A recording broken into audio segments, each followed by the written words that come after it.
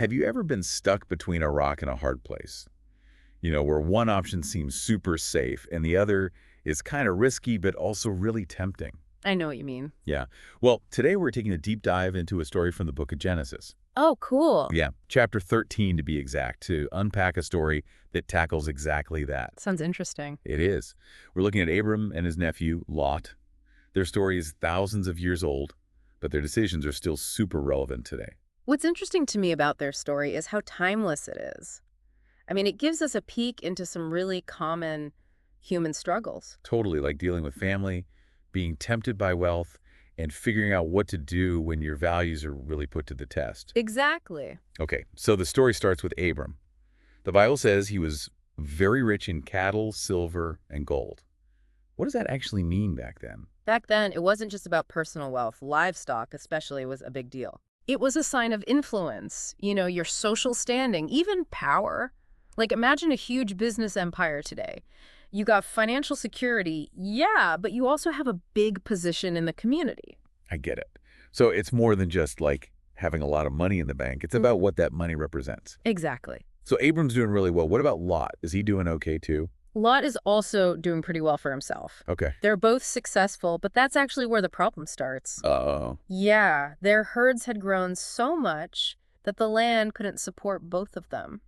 Hmm. And it's not just about physical space, it's about having enough resources, good grazing land and water for all those animals. So it's like having two super successful startups trying to share like a tiny little office. Yeah. Things are bound to get a bit tense, right? That's a great analogy. It gets to the heart of the issue. Resources are stretched thin, people get stressed, and small disagreements can turn into huge conflicts. Right. And in this case, it could wreck not just their businesses, but also their family. So their herdsmen start clashing. What does Abram do? It seems like things could easily spiral out of control. You would think so, right? But Abram handles it in a really surprising way. He could have pulled rank or, insisted that the land was his. Right. But instead, he chooses peace. He lets Lot pick first. He's like, separate yourself from me.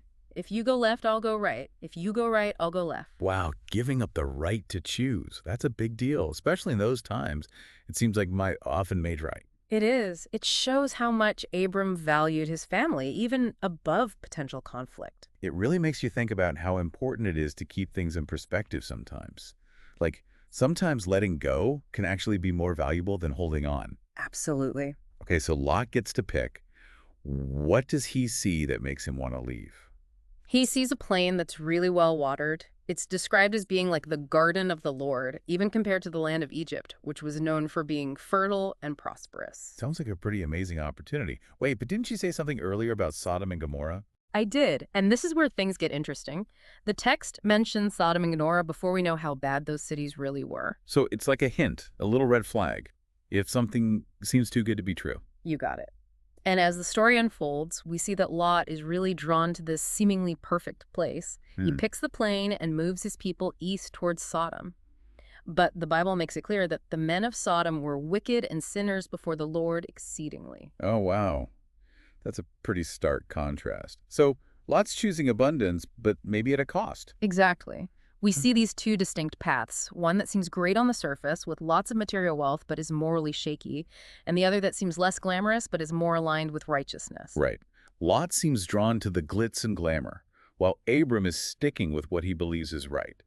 So what happens to Abram after Lot leaves? Does he just stew about it? Not at all. This is where the idea of a covenant comes in. Even though Lot has gone his own way, God reaffirms his promise to Abram. He promises him not only land, but countless descendants. It's about building a legacy that's much bigger than just physical possessions. So it looks like Abram came out on the short end, but really he's getting a much bigger reward. Precisely. It emphasizes that trusting in God, even when it means giving something up, leads to a richer inheritance in the long run. Makes you think, doesn't it? About what really matters at the end of the day. Okay, so what does Abram do next? He moves his tent to Hebron and builds an altar there. Okay, so what does that symbolize? It's a sign of his commitment to God, a physical expression of his faith. He's putting down roots not just in the land, but in his beliefs. So in a way, he's claiming his inheritance, not just the physical land, but also this spiritual connection. Exactly. It's a powerful image of someone aligning themselves with a purpose that goes beyond their immediate circumstances. This has been a really fascinating deep dive. Two brothers face a tough situation, and their choices lead them down very different paths. Lot goes for instant success, but might end up paying a price, while Abram trusts in something bigger, something more lasting. I agree. And it really makes you wonder, what would you have chosen? The fertile plains or trust like Abram, knowing that sometimes the best rewards come from choosing a less obvious path? Yeah, it really leaves you with something to think about.